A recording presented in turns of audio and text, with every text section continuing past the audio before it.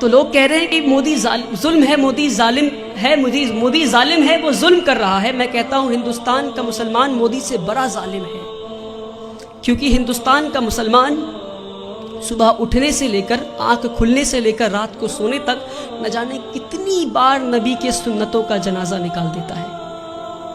ہمارے نبی اپنے صحاباؤں کے ساتھ ایک بار گزر رہے تھے راستے سے، راستے میں انہیں ایک پتھر دکھا، نبی وہ پتھر کو پکڑتے ہیں اور راستے کے کنارے میں پھینک دیتے ہیں اور کہتے ہیں اپنے صحاباؤں سے کہ اگر تمہیں راستے میں کوئی رکاوٹ دکھے تو تم اسے ہٹا دو تاکہ تمہارے بعد جو آئے اسے پریشانی نہ ہو۔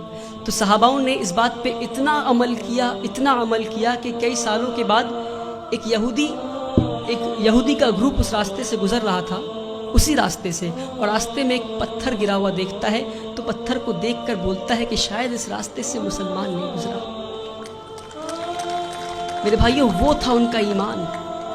اور ہم آج کہیں بھی بم پھٹتا ہے تو بولتے ہیں شاید مسلمانی ہوگا، کہیں بھی گولیاں چلتی ہیں تو کہتا ہے مسلمانی ہوگا۔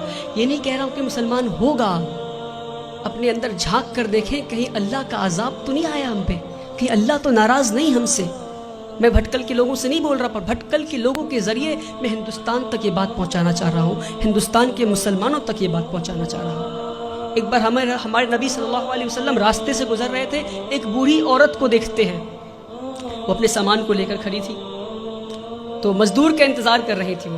تو نبی کریم جاتے ہیں، کہتے ہیں اے میری ماں، میں تمہارا مزدور بن جاؤں کیا؟ وہ پورے کائنات کے سردار مزدور بننے کو تیار ہو گئے، اور آج ہم اگر کوئی جوتا پلٹ رہا ہوتا ہے تو اسے سیدھا نہیں کر سکتے۔ یہ ہمارے مسلمانوں کی آج وہ عقر ہے، پتہ نہیں کس بات کی عقر میں جی رہے ہیں، جس کی امت اس بات کی عقر میں جی رہی ہے، اس کا رسول دوسروں کی مزدوری کرنے کو تیار ہو گیا تھا۔ کہتے ہیں اے ماں جی، میں مزدور بن جاؤں تمہارا؟ ماں جی کہتی ٹھیک ہے، وہ بوڑھی عورت کہتی ٹھیک ہے، تو مجھے مکہ کے باہر چھوڑ دو۔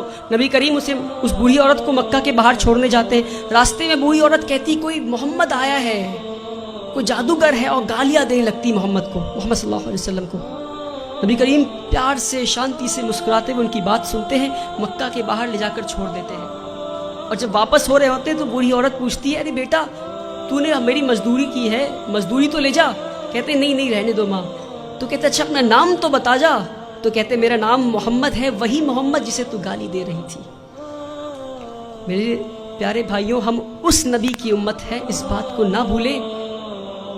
ہمارے نبی سے زیادہ بڑا مثال سیکولرزم کا اس دنیا میں نہیں ہے،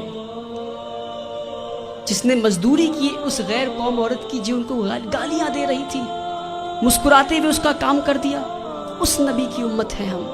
جب طائف میں گئے تو انہیں اتنی پتھر ماری گئی کہ ان کا جوتا مبارک خون سے بھر گیا۔ تو جبرائیل امین نیچے آتے ہیں اور کہتے ہیں کہ اے نبی، آپ کہیے تو ہم طائف ایک ویلی میں تھا، تو دو پہاڑ کے بیچ میں طائف والے لوگوں کو ہم کچل دیں گے۔ ہمارے نبی گھائل حال میں بھی پتھر کھا کے بھی کہتے ہیں میں تو یہاں رحمت کے لیے آیا ہوں۔ میرے بھائیوں، ہم اس نبی کی امت ہے، اس بات کو ہم نہ بھولیں۔ جس دن مسلمان اپنے نبی کی سنتوں کا جنازہ نکالنا بند کر دے گا، اس دن ہماری تقدیر بدل جائے گی انشاءاللہ۔ اللہ تعالی ہندوستان اور اہل ہندوستان کے دلوں میں اسلام کے لیے عزت اور مسلمانوں کے لیے پیار بخشے۔ اللہ تعالی اس دیش میں امن اور شانتی قائم کرے۔ وآخر الدعوانا والحمدللہ۔